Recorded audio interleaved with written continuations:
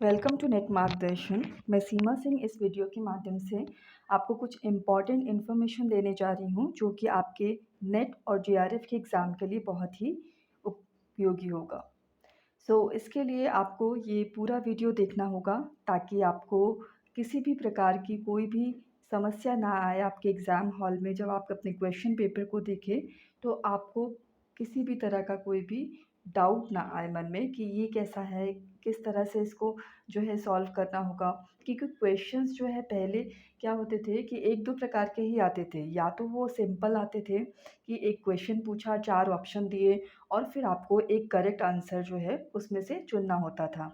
But अब जो है क्वेश्चन की वैरायटी भी डिफरेंट हो गई है, जिसके बारे में जानना हमें बहुत ज़रूरी है और उसको किस तरह से हमको अटेम्प्ट करना चाहिए ताकि हम एक्यूरेट आंसर दे सकें। तो इसके लिए आपको इस वीडियो को देखना होगा। देखते हैं कि हम इसमें क्या कवर करेंगे। हम इसमें कवर करेंगे कि आप किस तरह से डिफ़रेंट जो टाइप्स होते हैं, प्रश्नों के प्रकार जो होते हैं, उनको जो है आप अटेम्प्ट कर सकें, समझ सकें कि ये इसमें क्या पूछा गया है इस क्वेश्चन में और इसको किस तरह से हमें सॉल्व करना है। 5 प्रकार के प्रश्न जो हैं मैंने यहाँ पर ऑब्ज़र्व किए हैं सारे पेपर्स को एनालाइज़ करके। जो भी क्वेश्चन पेपर एनटीए द्वारा, यूजीसी नेट द्वारा जो दिया हुआ क्वेश्चन पेपर हैं, तो उनमें मैंने देखा कि अब जो है किस प्रकार के क्वेश्चंस जो हैं पूछे जा रहे हैं। ये 5 प्रकार के हैं, 5 टाइप्स के हैं। पहला है assertion reason type. Assertion reason के क्वेश्चंस में काफ़ी बच्चों को काफ़ी जो है दिक्कतों का सामना करना पड़ता है। जैसे असर्शन रीज़न, ये हिंदी में बोले तो अभिकथन और कारण।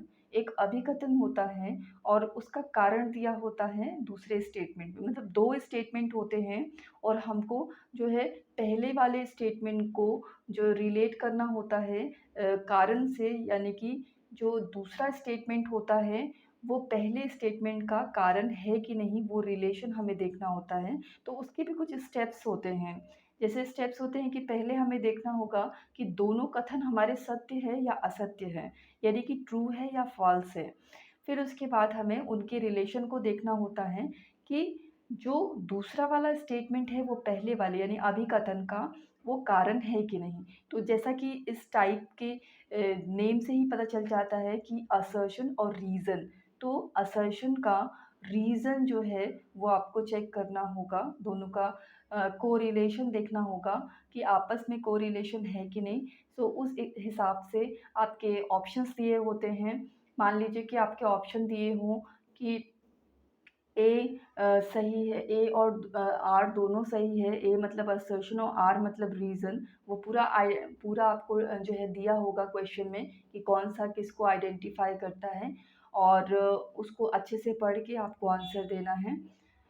ए एंड आर दोनों सत्य है और ए की जो सही व्याख्या करता है वो आर जो है ए की सही व्याख्या करता है। इस तरह से मतलब ऑप्शन दिए होते हैं।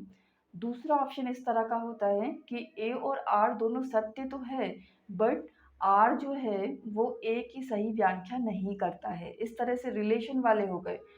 सी और डी जैसे ऑप्शन दिया हुआ है कि ए सही है और आर गलत है। डी में दिया है कि ए गलत है बट आर सही है। इस तरह के ऑप्शन दिए होते हैं असर्शन रीज़न जो क्वेश्चंस होते हैं। आपको जो है उसके अकॉर्डिंग आंसर देना होगा। अगर आपने सत्य असत्य देख लिया तो आपका जो है पहले ही पता चल जाता है कि अगर मान लो कि उनमें से दोनों स्टेटमेंट में से एक जो है असत्य निकला यानी कि फ़ॉल्स निकला, तो आपका सी और डी में से जो मैंने आपको ऑप्शंस बताए हैं, उनमें से एक ऑप्शन होगा। इस तरह से आप ऑप्शन के थ्रू भी एलिमिनेशन के द्वारा आप सही आंसर को चुन सकते हैं। दूसरा है आपका स्टेटमेंट बेस्ड, कथन पर आधारित। तो ये जैसे कि पहले आपके 2 स्टेटमेंट आपने देखे होंगे कि 2 स्टेटमेंट दिए जाते हैं और पूछे जाते हैं कि ये दोनों स्टेटमेंट सही है कि गलत है, या जो है कई बार होता है कि एक सही है, एक गलत है। तो इस तरह से ये स्टेटमेंट पूछे जाते हैं कि 2 स्टेटमेंट पूछते हैं और उसमें से हमें देखना होता है कि दोनों सही है या दोनों गलत है या एक सही है, एक गलत है। इस तरह से ऑप्शन जो है आते हैं। अभी कुछ ऑप्शंस ऐसे भी देखे गए हैं, कुछ ऐसे क्वेश्चंस भी देखे गए हैं जिसमें स्टेटमेंट की संख्या ज़्यादा है, यानी कि 2 से ज़्यादा हैं और उसमें पूछे गए हैं कि कौन-सा स्टेटमेंट सही है। तो इस तरह से भी क्वेश्चंस आते हैं। तो हम जब क्वेश्चंस प्रैक्टिस करेंगे, आगे मैंने इस तरह के सेशंस रखे हैं सेल्फ स्टडी स्टूडेंट्स के लिए, तो वहाँ पर आपको जो है क्वेश्चन भी मिलेंगे, ऑप्शंस भी मिलेंगे और उनको जो सॉल्व करने का जो तरीका है वो भी बताया जाएगा। अभी मैं शॉर्ट में इसमें आपको बताना चाह रही हूँ ताकि आप कोई जो भी सेल्फ स्टडी कर रहे हो, जो भी पीवाईक्यूज़ लगा रहे हो, प्रीवियस ईयर के क्वेश्चंस, एमसीक्यूज़, एक्सपेक्टेड क्वेश्चंस, तो उनको जो है आसानी से इस बात का जो है अगर पता चल जाएगा तो वो आसानी से सॉल्व कर सकते हैं और उनका टाइम यूटिलाइज़ हो सकता है। और क्योंकि जो क्वेश्चन आने हैं, जिस तरह के क्वेश्चंस एग्ज़ाम में फ़ेस करने हैं उनको, अगर उस तरह से उनकी रणनीति होगी, उस तरह से वो प्रिपरेशन करेंगे, तो उनकी प्रिपरेशन बहुत स्ट्रॉन्ग होगी। सो इसके बारे में जानना हमें बहुत ज़रूरी है पहले शॉर्ट में और उसके बाद हमें प्रैक्टिस करनी है। सो हम साथ में प्रैक्टिस भी करेंगे। अब मैं आगे आपको इन्फॉर्मेशन दूँगी इसकी कि कैसे। थर्ड टाइप का है मल्टीपल ऑप्शन बेस्ड, यानी कि एक क्वेश्चन होता है और उसके मल्टीपल ऑप्शंस दिए होते हैं। जैसे 5 या 6 ऑप्शन दिए होते हैं, उनमें 3 या 4 ऑप्शन सही होते हैं। सो इस तरह के भी आपको ऑप्शन को देख के भी समझ में आ जाएगा कि मतलब कितने जो है ऑप्शन हमारे करेक्ट होंगे। सो हमें जो है कांसेप्ट की नॉलेज होनी चाहिए, तभी हम देख सकते हैं कि हमारे जो आंसर है वो कौन से सही हैं। मैच द फॉलोइंग आपने देखा होगा कि मिलान पर आधारित होते हैं, लिखा जाता है कि निम्नलिखित को मिलाएँ, मतलब 2 पेयर होते हैं, 2 कॉलम होते हैं, एक तरफ कुछ और हेडिंग होती है, दूसरी तरफ कुछ और, मतलब जो है कि जैसे एक तरफ टीचिंग मेथड दिया जाता है, उसके सामने जो है उससे रिलेटेड टर्म्स दिए होते हैं। तो इस तरह से जो है मिलान करने होते हैं। तो टीचिंग एप्टीट्यूड ही नहीं, हर यूनिट में इस तरह के क्वेश्चंस बने हैं, तो उन क्वेश्चंस को हम आगे प्रैक्टिस करेंगे। और मैच द फॉलोइंग के क्वेश्चंस जो हैं वो पेपर 2 में भी बहुत आते हैं, क्योंकि कंसेप्ट्स ज़्यादा से ज़्यादा पूछने की कोशिश की जाती है। सो इसके लिए हमें हमेशा ज रेडी रहना चाहिए। और अगर मान लीजिए कई बार ऐसा भी होता है कि ऑप्शन को देख के भी आपको सही आंसर पता चल जाता है, कि कई बार ऐसा होता है कि आपने सारे कंसेप्ट नहीं पढ़े होते हैं, बट आप ऑप्शन को देखते हैं और 1-2 कंसेप्ट के बारे में हल्की-फुल्की नॉलेज होती है आपको, तो आप जो है ऑप्शन को एलिमिनेशन के द्वारा, जैसे एलिमिनेशन क्या होता है कि आपने देखा कि कुछ ऑप्शन एकदम श्योर आपको पता है कि ये तो गलत है ही है, तो एलिमिनेशन प्रोसेस वो होता है कि आप एलिमिनेट करते जाएँ, उसको हटाते जाएँ और सही आंसर तक आप पहुँच जाएँगे फिर, इस तरह से। तो मैच द फॉलोइंग में आप 1-2 कांसेप्ट की नॉलेज होने के कारण क्या करते हैं, उस गेस से आप जो है, श्योर गेस होना चाहिए। तो गेस से आप क्या करते हैं कि देखते हैं कि हाँ, ये भी मिल रहा है, ये भी मिल रहा है और ये इसी ऑप्शन में मिल रहा है, मतलब ए भी सही है, बी भी सही है, तो ये ए और बी दोनों एक साथ सही कौन से ऑप्शन में हैं। तो ये आप जो है आसानी से देख सकते हैं और सही आंसर तक पहुँच सकते हैं। फिर उसके बाद लास्ट में है सीक्वेंस ऑर्डर या क्रोनोलॉजिकल ऑर्डर करके दिया होता है, ascending to descending, descending to ascending, इस तरह से या पहले कौन-सी घटना हुई, उसके बाद कौन-सी घटना हुई। और जैसे हायर एजुकेशन में एक बार पूछ लिया था कि कौन-कौन सी यूनिवर्सिटी कब एस्टेब्लिश हुई। तो इस तरह से क्वेश्चंस बनते हैं, उन क्वेश्चंस को भी हम प्रैक्टिस करेंगे। तो सभी प्रकार के क्वेश्चंस को मैंने सेग्रीगेट किया हुआ है, अलग-अलग जो है उसके प्रेज़ेंटेशन क्रिएट किए हुए हैं, आपको हेल्प मिल सके आपके एग्ज़ाम में, इसके लिए।